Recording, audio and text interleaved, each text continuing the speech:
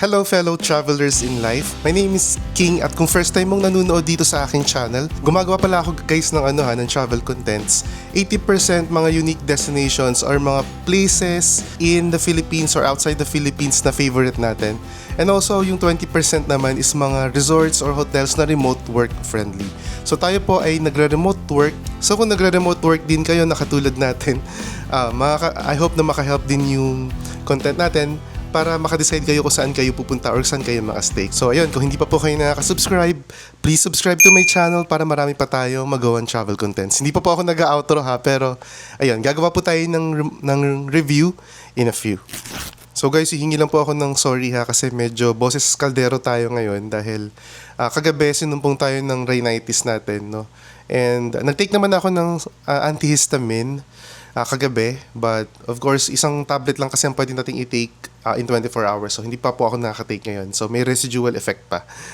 Sorry sa too much information, pero ayun, sa mga susunod na minutes, pagpasensyahan nyo lang po yung boses ko, huwag kayong mairita, and I hope you keep on watching till the very end.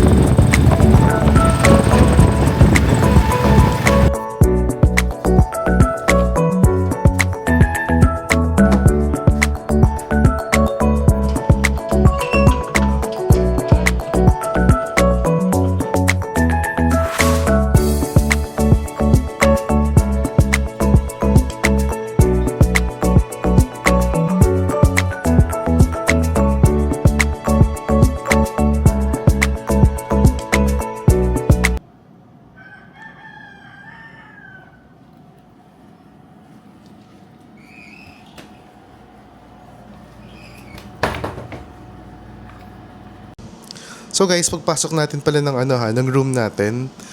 So ito tatambad sa atin, yung malaking television and then may fan. Although working naman yung air condition guys we have an air condition dito sa room. So ayan siya. Ito yung ating bed. I believe it's king size bed or dalawang bed lang na pinagdikit. Sandali. Ayan. Naalala ko yung mga pillows na binibili ng mga nanay natin nung early 90s. Ba? And then, meron tayong mga toiletries here. Okay, mga lalagyan ng gamit. And then, ito, meron tayong drawer dito. Check ko na kung may safety deposit box. Ako, wala. Wala. Pero ito, gagawin kong patungan ng CPAP natin, guys. Kasi, hindi ako nakakatulog ng walang CPAP eh. Then, bathroom reveal. Bathroom check.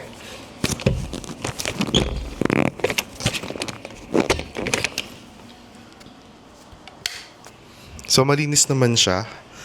Ayan. Mukhang malinis naman. Importante may bidet. Ayun, nasa sulok. So, sige. Shower area naman tayo. Yun. Okay, we have hot shower. Ayan, nice naman. Mukhang malinis naman. May mga hanger. So, napaka-straightforward na room na to guys. So, meron naman siyang bed, may air conditioning, and meron pa tayong television na hindi ko alam kung gumagana kasi nag-press ako ng on kanina sa remote pero hindi siya nag-on. Pero, i-check natin ulit mamaya, okay? So, sige. Check natin yung view sa labas. So guys, ito yung ating view from my room. May couch, may table, and then maybe you can have coffee there. Saka tinan mo yung vibe dito guys, so may mga surfboards pa. Labas tayo. Nice.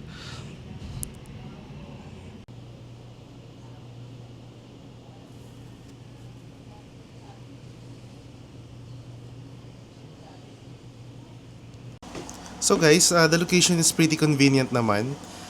Kasi unlike other hotels na nasa main road, medyo tucked yung area natin dito sa Backdoor Villa, no? So wala tayo sa main road, meaning to say mas peaceful dito, mas tahimik, and if you wanna rest or if you wanna work, sana okay yung internet nila, no? And mas peaceful nga naman dito, okay? So dito pala guys, no, may mga common area. So pagpasok mo pa lang ng Backdoor Villa, ramdam mo na agad yung vibe or yung theme ng stay na to. So multiple floor siya. I'm not sure if may third floor, pero yan, nakita ko may upper floor tayo. So tayo guys, nasa first floor lang tayo and malapit tayo sa dining area. So guys, no, kasama na pala dito yung complimentary breakfast. And ang time ng breakfast nila is 7 a.m. to 9 a.m. Sabi nung nag-assist sa atin dito na si Chelsea. So, tomorrow, papakita ko na lang sa inyo yung plated breakfast natin. Hindi siya buffet breakfast, plated siya. And it's fine, okay lang naman sa atin yun. So, ang agenda natin today, mamamasyal tayo. And meron palang contact si Chelsea na tricycle driver, no? So, hindi natin alam kung i-avail natin yun. Instead of just commuting papunta sa Ermita Hill or Digisit Beach, kung makakadiretso tayo doon. Plano kasi natin this afternoon na kahit papaano is to show you around the tourist spots here in Baler.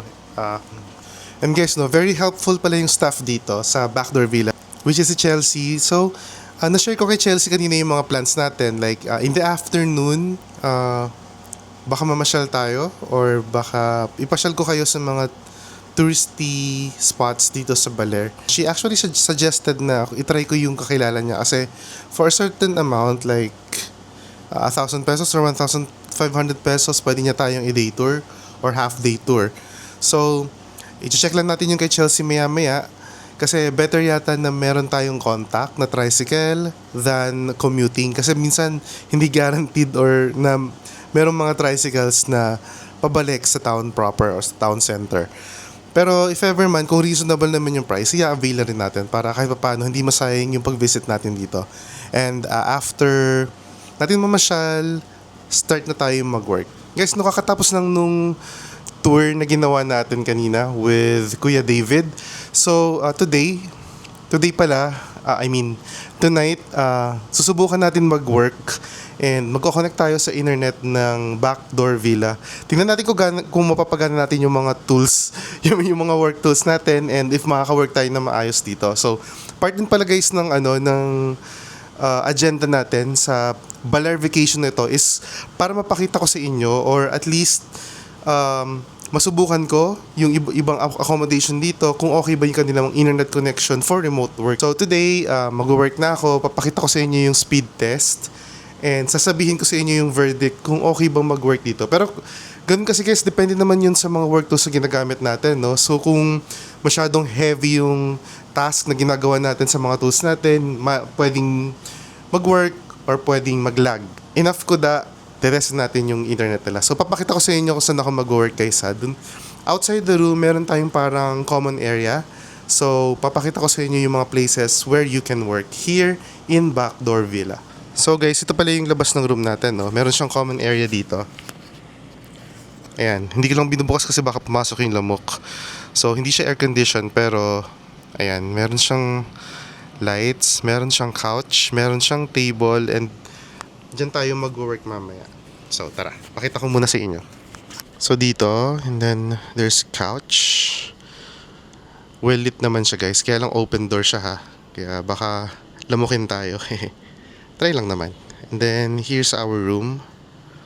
Right here. And then isa pang common area. Dito tayo magbe-breakfast bukas. Diyan, sa area na yan. So tara, work na tayo. So guys, connected tayo sa internet. Okay, and then ititest na natin yung yung speed.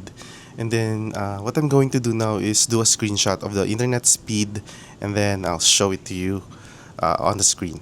So yun guys, no, medyo mission fail tayo ngayon dahil may kabagalan yung internet natin. Pero ayun, siguro tatry na lang natin sa ibang oras, baka mas malakas. Pero ngayon kasi mas mabagal siya sa required speed na kailangan natin. So I'll stop working muna and then I'm planning to go out, maybe get some coffee or get some snacks na lang habang di pa tayo inaantok.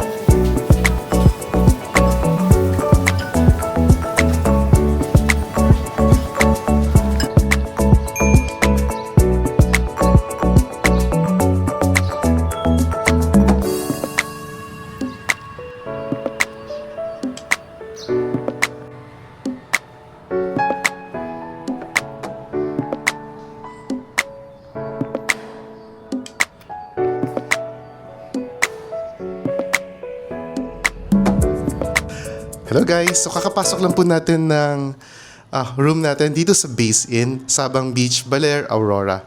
So literally we just got here and then I'll show you the room really quick. So before that guys, no, binigyan tayo ng password ng mga internet connection dito sa area kasi iba-ibang area dito guys sa Base Inn, iba-iba rin yung password sa internet. But before we go there, before we test the internet connection, let's do a quick room tour. So yung room natin, very small but napawaw naman ako pagpasok natin guys. Wala na patumpik-tumpik, pakita ko na sa inyo. Excuse me lang po sa gamit natin. So here's my room.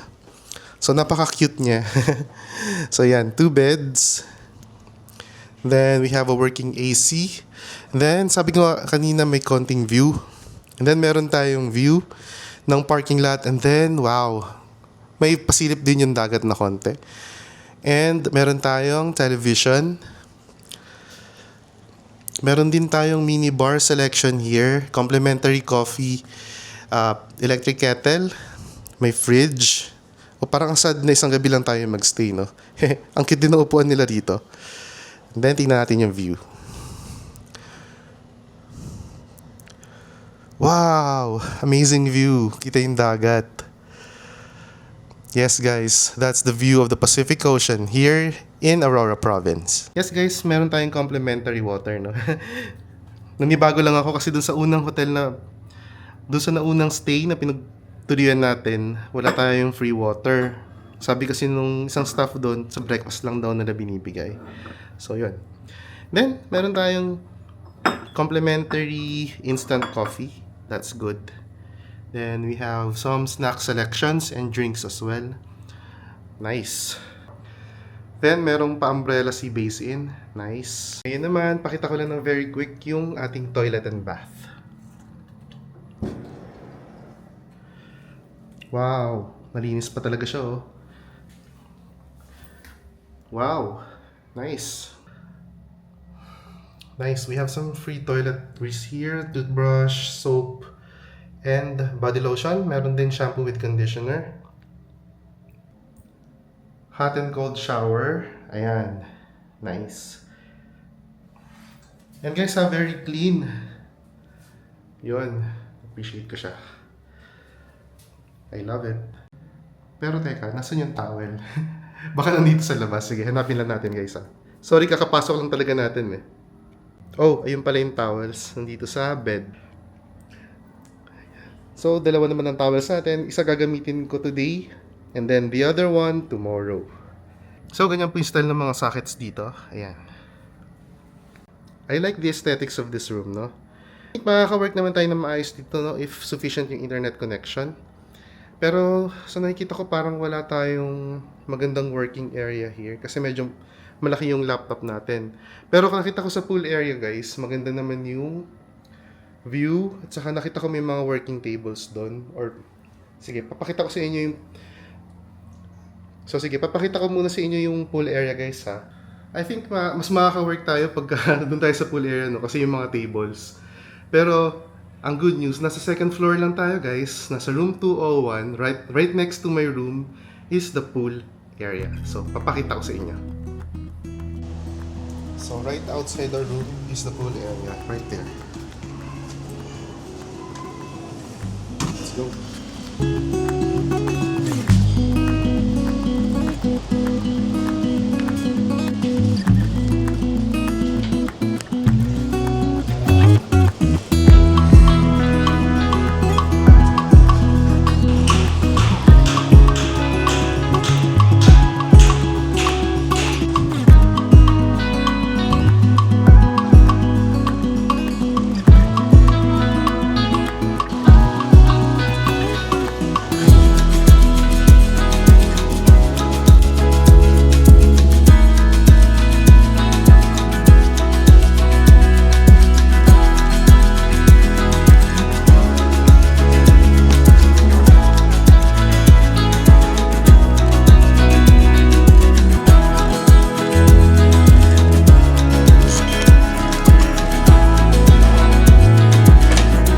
Guys, sa ating quick pool tour, so napakalapit niya sa ating room, no? So paglakad natin to the left, andun na agad yung entrance papunta sa pool area.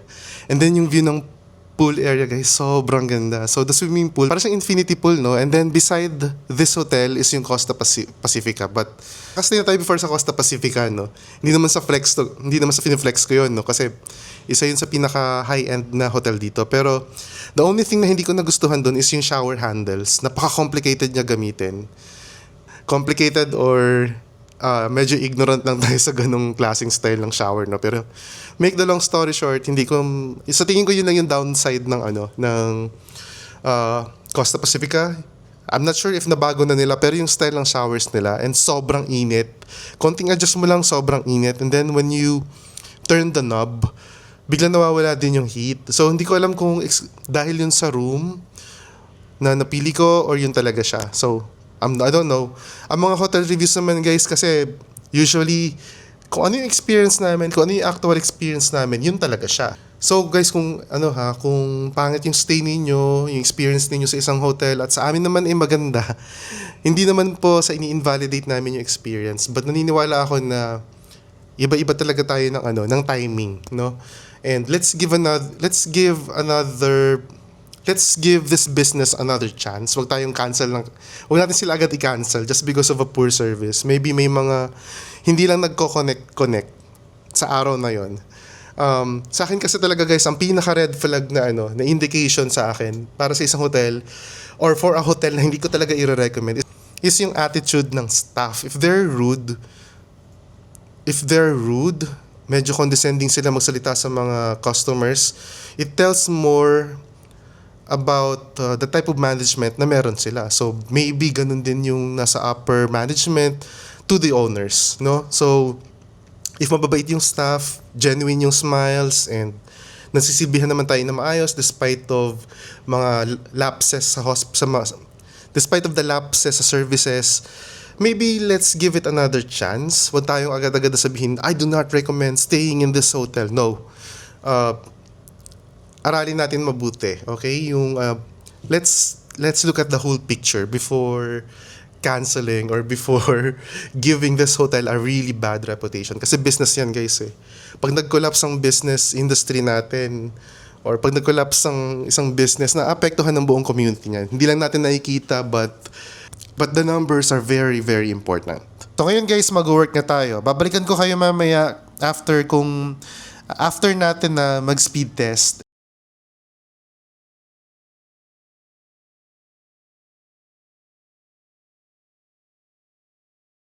So guys, good news. Nakapag-work po tayo na maayos dito sa Base Inn.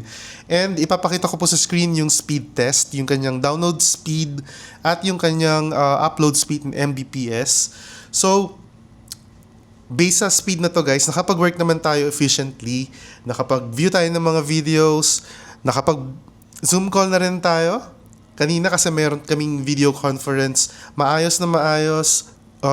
So I would probably rate my productivity 8.5/10. Okay, bakit 8.5/10? Mataas na yun actually, hindi naman siya perfect. May mga times na naglag lang ng very, very slight.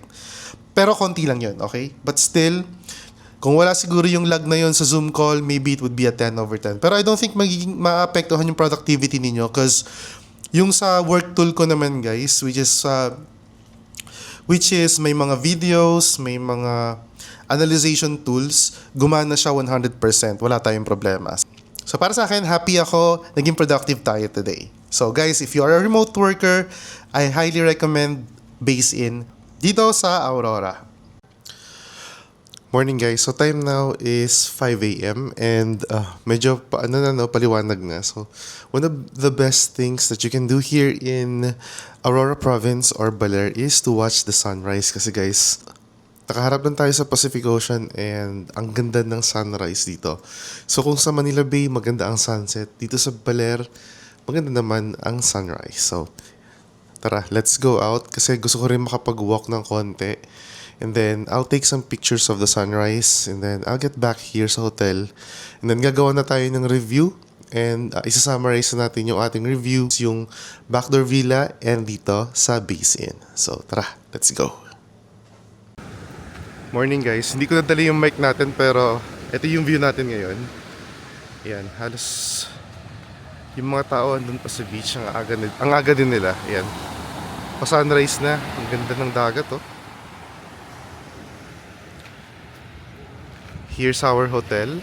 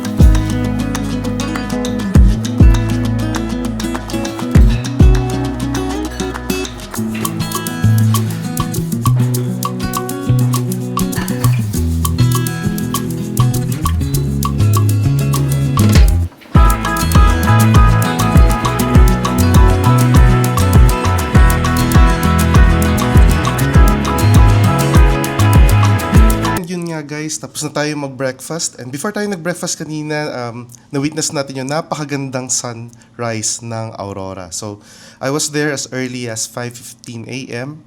And medyo madilim pa nung lumabas tayo, no? Madilim pero may konting liwanag na. And people were already waiting for the sunrise. And it was such an amazing experience. Though puyat tayo, kita naman sa mga mata natin, no?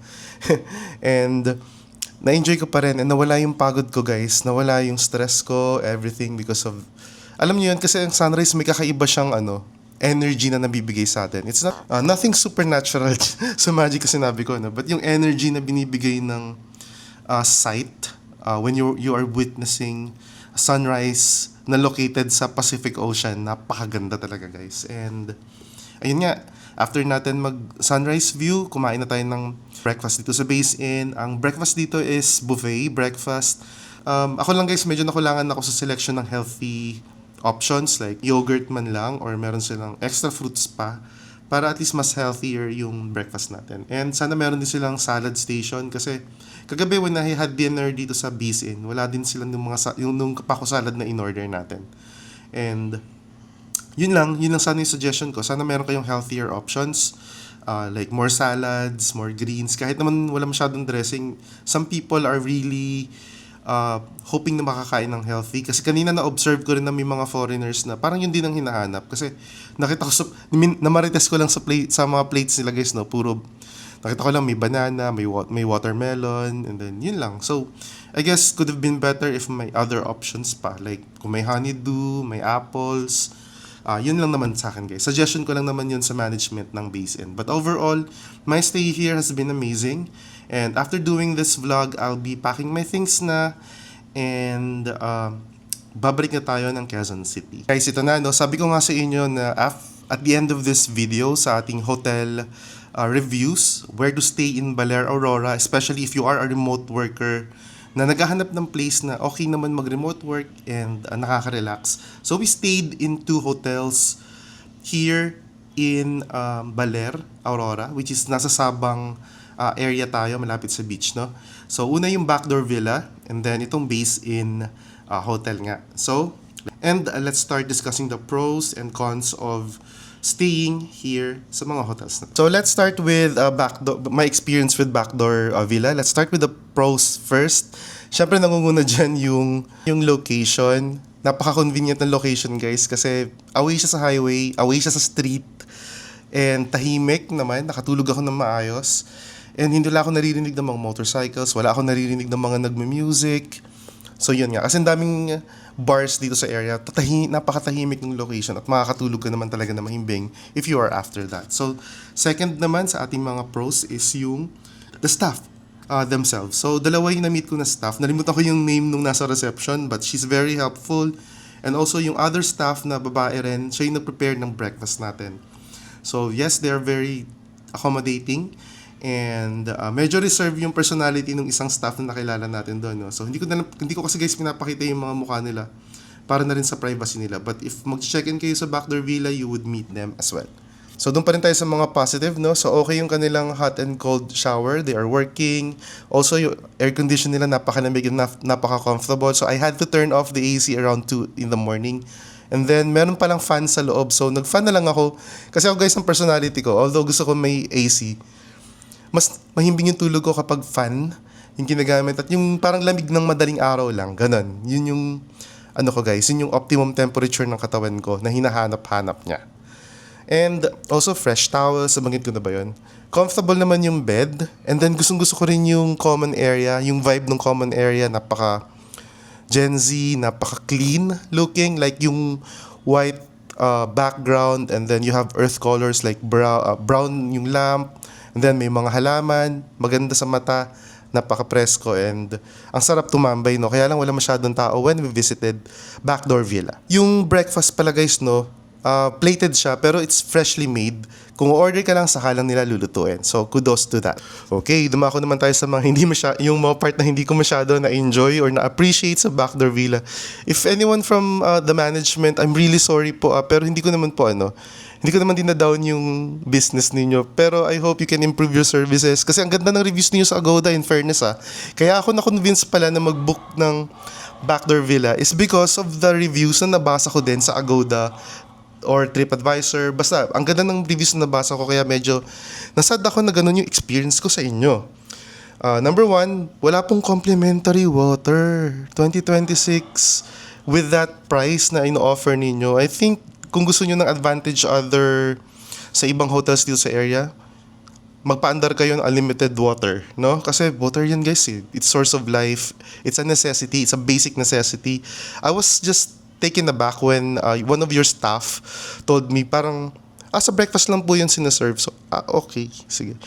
Wala rin silang coffee or tea, but that is more understandable, okay? Pero yung water sana guys, no, sana maghapon siyang available. Kahit may lang sa dispenser or so. Kasi tubig yun guys. And nasa Aurora kayo, wala namang scarcity ng water dito. Please do provide water. Kasi ang ganda ng comment. Hindi ko alam kung bakit wala sa reviews yun, no? Pero I'm gonna be writing a review. Huwag kayong ma-offend. Hindi nyo po ako kaaway, okay? Kakampi nyo ako. Tutulungan ko kayo ma-improve yung services ninyo. Okay? Okay tayo dyan? Sige. Ito pa yung other observations natin. So, ang bagal din po ng internet nyo, kuya. Meron po akong screenshot na ginawa ko, phone ko, and then sa laptop. Because I tried to work, hindi po ako naka-work ng entire shift when I used your internet. But buti na lang may dala akong backup Wi-Fi na medyo slow din. So kayo guys, kung medyo slow yung internet reception sa hotel ninyo, make sure na may pocket Wi-Fi kayo. And I'm using D-Link DWR2000 U2000. Yes, okay. Ito lang yung ginagamit ko guys. At gumagamit ako ng Smart Rocket na SIM. Okay? Yun lang. Hindi ko naman pinopromote to, hindi tayo sponsored. But yes, very helpful naman siya. So, also medyo pricey rin yung accommodation ninyo. Not sure because summer ngayon, but ilalagay ko na lang yung price ng naging booking natin dito sa Backdoor Villa, no? And for me, kung sa Vietnam yung price na to, Vietnam or Thailand, ang services niya is mako-compare natin sa 3 to 4 stars. I'm not even kidding. Okay? Ang mahal talaga sa Philippines, no? At napatunayan ko yun sa Backdoor Villa. So, pasensya na po sa review ko. Ako po ay hindi, itong view na to ay binayaran natin. As a customer, I have to speak out. Okay? Pero hindi nyo ako kaaway, guys. Kakampi nyo ako. Gusto kong ma-improve ang services ninyo. Kasi ang ganda rin ng reviews ninyo. Sure ako maraming bubuk sa inyo. Okay? And now, let's proceed sa Base Inn Resort. Now, let's proceed naman sa Base Inn Hotel or Base Inn Resort dito sa Sabang Beach. Let's start reviewing this hotel. And guys, I'm very excited to share a little story about Base Inn. So, me and Base Inn or us and Base Inn, meron kaming konting history nito sa family namin. Because the very first time na nag-visit kami dito sa Aurora, way back 1998. Yes guys, hindi ko na-reveal yung age ko pero way back 1998 nakastay na tayo dito. Back na maliliit pa yung rooms nila at may mga kubo-kubo pa sila rito. Meron pa silang koi pond sa gitna. So yun ang fond memory ko ng Base Inn Hotel. So now checking in again after many years or ilang decades. Ang saya lang feeling ko na makapasok ulit dito sa Base Inn. And let's discuss the pros and cons ng staying dito sa Base Inn. Okay, so dahil medyo on the higher end yung binayaran natin dito, yung services niya is mako-compare natin sa 3 to 4 star or 3 to 4 class sa 3 to 4 stars na hotel and restaurant dito sa Philippines. And isa sa mga na-observe ko, napaka-hospitable ng staff, like lahat from the managers down to the other employees that they have, from the guards, from the manong and the manang and the ates and mga receptionist, mga staff sa pool area. Ang gagalang nila guys. Super plus points yon for me. And convenient din yung check-in nila guys. So even if mapaaga kayo ng konti, no? Kasi 2 p.m. talaga yung standard check-in time.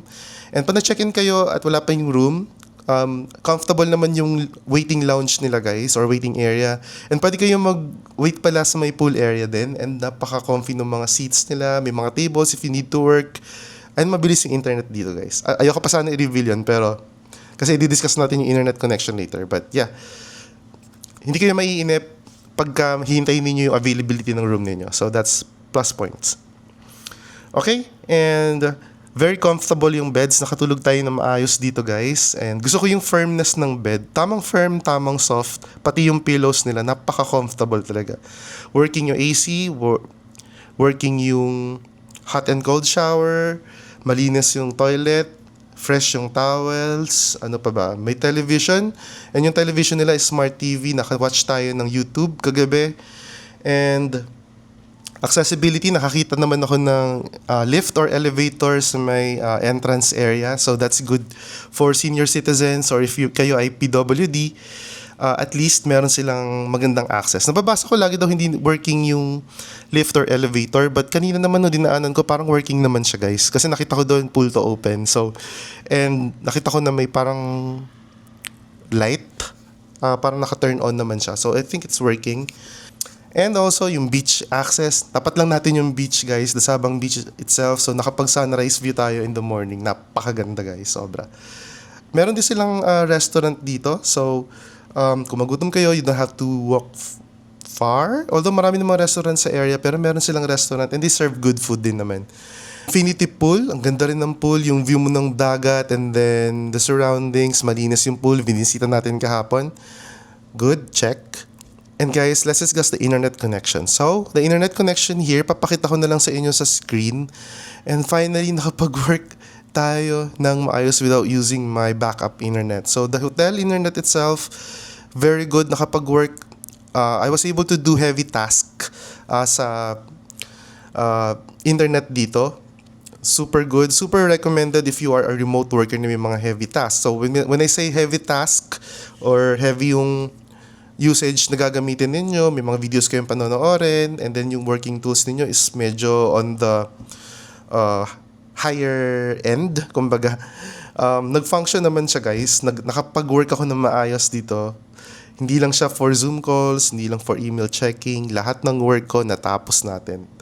So, highly recommended if you are a remote worker. Take note of this, guys, okay? And this is based from my current experience. This is April 2026. So, guys, pag-usapan natin yung cons, yung mga medyo hindi ko nagustuhan. Unang-una siguro yung price. With the price na meron ang Base Inn, compare na naman tayo, no? Pinapatunayan lang na mahal talaga rito sa Philippines because with that price that we have here, pakita ko na lang din po sa screen ulit.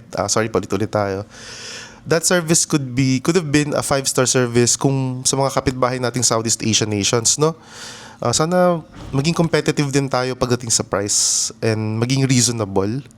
Para at least nakakalaban tayo sa mga kapitbahay natin dito sa Southeast Asia kasi napakamahal talaga ng Philippines. And may ants, may mga langgam dito sa room, so medyo nakagat tayo nung natutulog tayo. But siguro nasa jungle, probinsya naman, sige. Sana yung pest control, medyo dalasan nyo lang, okay? Kasi may mga bugs dito sa loob ng room. Pero hindi naman ako masyado bother dyan. Kaya lang niisip ko rin yung mga foreigners na nagstay dito. They don't like that, no? So, yun. Walang intercom or walang phone. I have to go down sa reception para magtanong kung halimbawa aware sila sa schedule ng bus, going back to Manila, ganyan. So, sana mas convenient kung meron kayong intercom or may phone dito sa room. Not sure, maybe because sa room type na nabook natin, no? Pero hindi ko alam sa mga suite or kung meron silang mga higher end na room, kung ganun din. But could have been better if may intercom dito sa room. But okay lang naman din yun. At yung last siguro na disadvantage, yung restaurant nagsasara ng 10 p.m. So, in an area like Sabang Beach, sana at least gawin yung 12 midnight, no? Kasi buhay pa yung crowd. Marami pong tao na naghahanap ng mga makakainan around 10 p.m., around 11. So, sayang yung opportunities, no? Kasi kagabi when I had my dinner downstairs, sayang kasi may tumutugtog pa. So, I guess that would be all. So, yun guys, sana marami kayong napulot sa short stay natin dito sa Baler and Aurora. So, in conclusion, if I'd be given another chance, definitely kung may mga improvements sa services, especially for Backdoor Villa, no, ayoko naman i-villainize or i-weaponize yung experience ko against them. But I hope na magkaroon ng improvement sa services. Definitely, I'd give them another chance. And guys, no, ayokong magda-down ng business eh. Like, do not go to this hotel. Do not book this hotel. Wag mo nang ganun, guys. I mean, let's go deeper, okay? Kasi may mga deeper reasons yan kung bakit ganyan, okay? Maybe economic, maybe they're just starting out, trying to learn things out. Medyo maging kind tayo kasi mahirap pa mag-set up ng business. Yung competition, yung struggles natin sa economy. Alam niyo yun. So, yun, do not criticize ng harsh masyado, okay? Let's give them another chance. Just voice out your inconveniences na lang. Or voice out na lang natin yung mga grievances. Grievances talaga. yung negative experience natin. And maybe it can help them improve their services one day. And yeah, I would definitely, siguro pag nag-improve yung services nila, let me know sa comment section if nakastay na kayo at okay yung stay ninyo at hindi katulad ng experience ko. Maganda rin yung may ganun, guys. And so yun lang muna, guys. If you reach this part of the vlog, please do not forget to subscribe and like na rin, and also comment na rin kayo para makita ko yung mga opinion ninyo. And last day na natin sa Baler Aurora, I'm really, really hoping na makabalik tayo as soon as possible kasi ang dami pang places na mabibisita rito. And I hope you have a good day.